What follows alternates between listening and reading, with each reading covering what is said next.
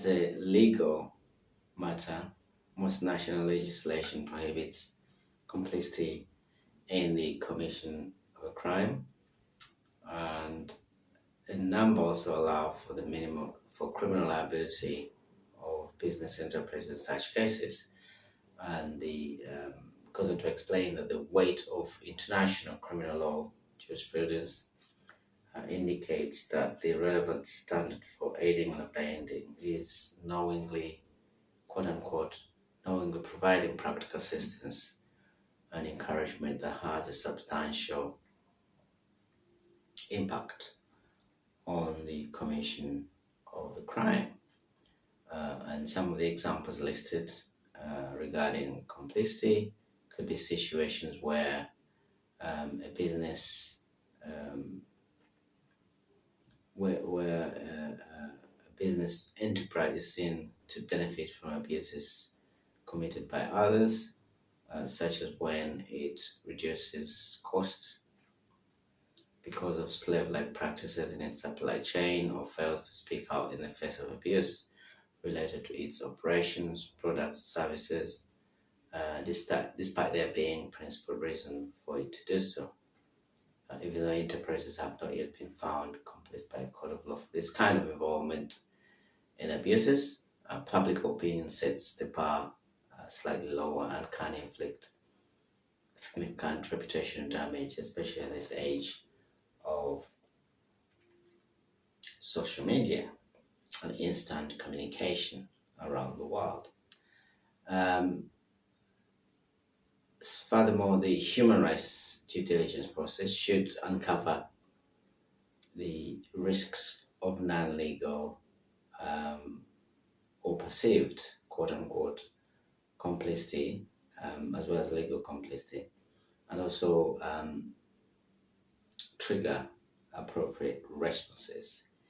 And in this case, in terms of the principles here, due diligence is, of course, self evident, but it's been defined as the measure of prudence, activity, or assiduity that is properly to be expected from and ordinarily exercised by a reasonable and a prudent person under particular circumstances. I mean, that's very straightforward. The other concept is the concept of gross human rights abuses. Again, that should be self evident.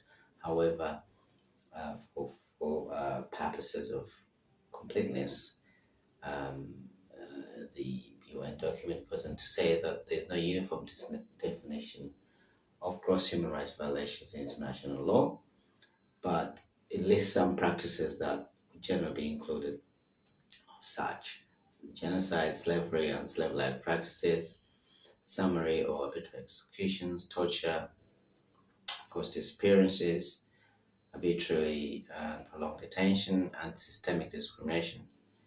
Other kinds of human rights violations include economic and social cultural rights, which can also count as gross violations if they are systemic. For example, violation taking place on a large scale or targeted on particular population or groups. However, for the individual, although it may not be classed as systemic, for the individual, it can potentially, or a group of individuals, can obviously be, um, you know, a serious impact. Um, the key concepts, further key concepts listed include things like the risks that a business enterprise and its operation may lead to in terms of adverse impact. The other concept is one of leverage, which is an advantage that gives power to influence in terms of influence. And in the context of the guiding principles, it refers to the ability of business enterprise to effect change in the wrongful practice of another party that's causing or contributing an adverse human rights impact. Then there's concept of mitigation, which again is self-evident, but actions to reduce the extent or any residual impact that requires remediation, or any potential human rights impact uh, can be classified as an impact that may occur but has not yet done so. Prevention, again, is the key, is very clear, it's self-evidence, which action need to be taken so that violation doesn't occur.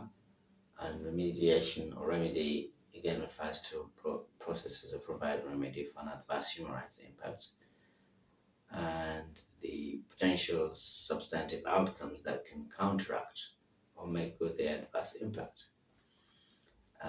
There are other concepts which I'll just briefly summarize, such as obviously salient human rights violations. Salient human rights.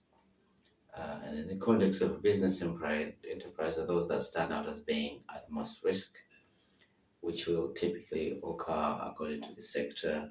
It's very sector specific and obviously to be taken into an operational context. But the important point is that the guiding principles make it clear that an enterprise should not focus exclusively on the most salient human rights issues and ignore others that might arise. And then obviously the severe human rights impact is self-evident. And they also mentioned stakeholders and the value chain. I think the value chain here, in terms of this context, is one actions that encompass, according to UN, activities that convert input into output by adding value, and it includes entities which have a direct or indirect business relationship with either a supply products or services, or receive products or services from the enterprise. So just to summarize some of the foundational principles, the business enterprise should respect human rights, and they should avoid infringing on the human rights of others, and should address adverse human rights impacts which they involved. And the other aspect of the guiding principle is that the responsibility of business enterprise to respect human rights refers to internationally recognized human rights, understood at a minimum as those are expressed in the International Bill of Human Rights and the principles concerning fundamental rights set out in the International Labour Organization Declaration on Fundamental Principles and Rights at Work. Those are sort of some of the key guiding principles, but I'll just quickly summarize the additional human rights sort of frameworks that may be relevant in this context.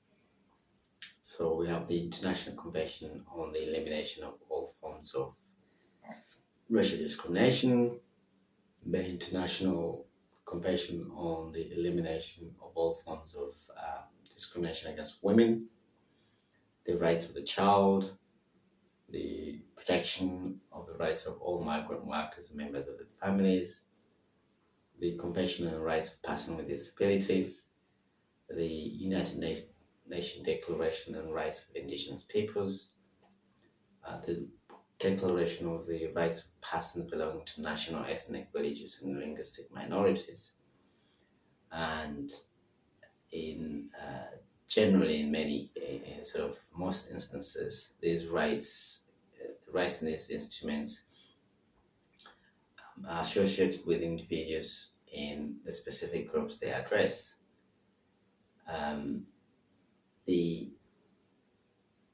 However, the United Nations Declaration on the Rights of Indigenous Peoples addresses both the human rights of indigenous individuals and the collective rights of indigenous rights peoples.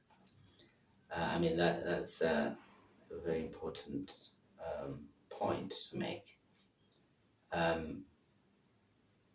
One of the other guiding principle, which I'll summarize quickly, is that the responsibility to respect human rights requires that businesses, enterprise, avoid causing or contributing to adverse human rights impacts through their own activities and address such impacts when they occur.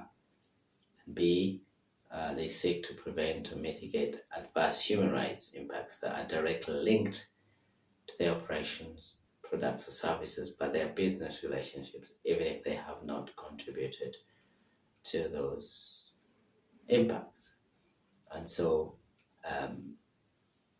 the key points here: the causation, contribution, no contribution, but there's a link. And so those are sort of the key responsibilities of the business to in terms of addressing any potential human rights violations or abuses, whether salient or not salient.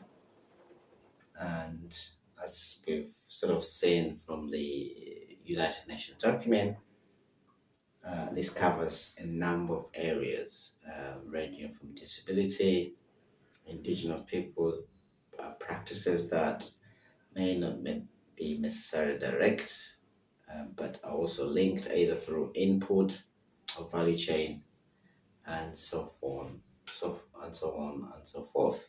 And so that is it in a nutshell in terms of some of the key core principles of relating to business and human rights.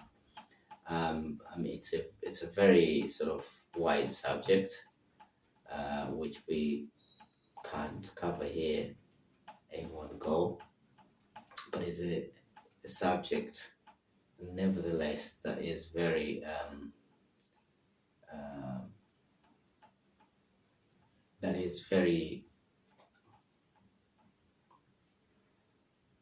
consequential and present, especially in today's globalized world, where products are made and services are made in a different country and consumed in a different country, and where there's the divide between the global north and global south, where some are the producers and others are the consumers, and where the links between and the quality of life and the human rights between those who produce the products and those who consume them are equally protected. And so, just in the context of this, the businesses should comply with all applicable laws and respect internationally recognized human rights wherever they operate. They must seek ways to honor the principles of international recognized human rights when faced with conflicting requirements. And they need to treat the risk of causing or contributing to gross human rights abuses as legal compliance issue wherever they operate. I think that is very very clear. In other words, they are there's sort of a long arm jurisdiction in terms of the compliance and observance of the rights between businesses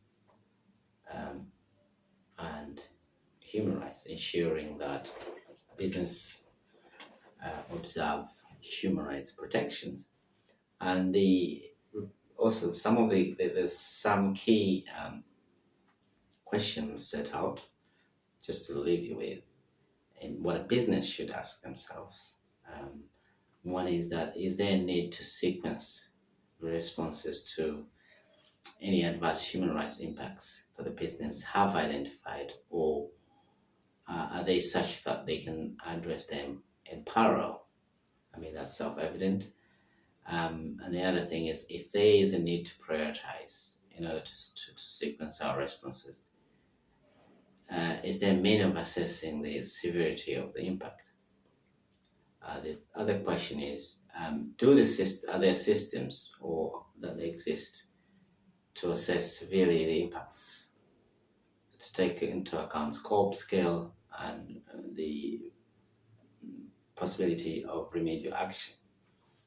And do they reflect any potential impacts in terms of severity and how it should be priority for action regardless of its possibility? Is there particular attention paid to individuals belonging to vulnerable groups who may suffer the most severe human rights impact?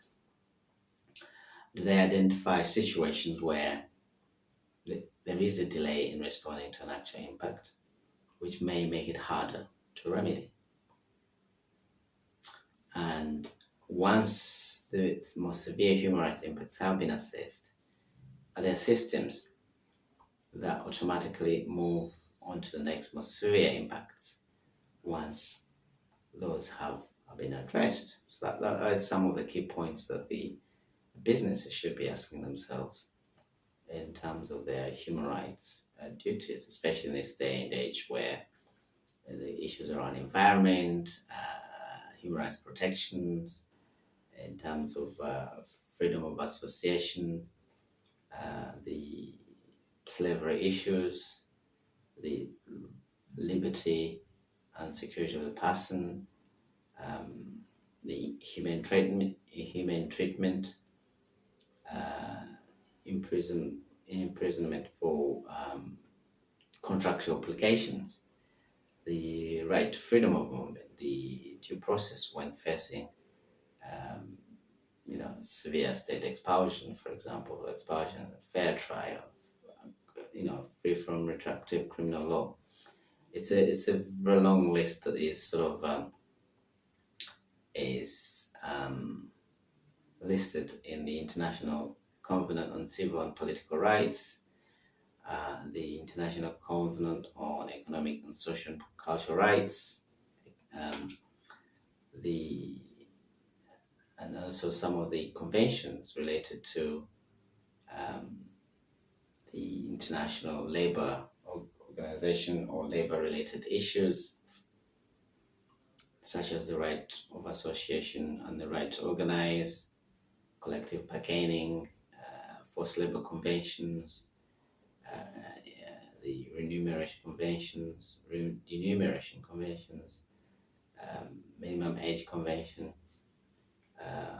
child labor, and so forth, and so forth. And so, there we shall leave it on this episode of the Diary of a Lawyer. I hope that just gives us an initial overview of the relationship between business and human rights and the responsibility of businesses and towards human rights protection in the context of work, value chain, access to services, the benefits thereof, and their impact on human rights. So there we shall leave it on this episode of the Diary of a Lawyer, and we will speak again. Thank you.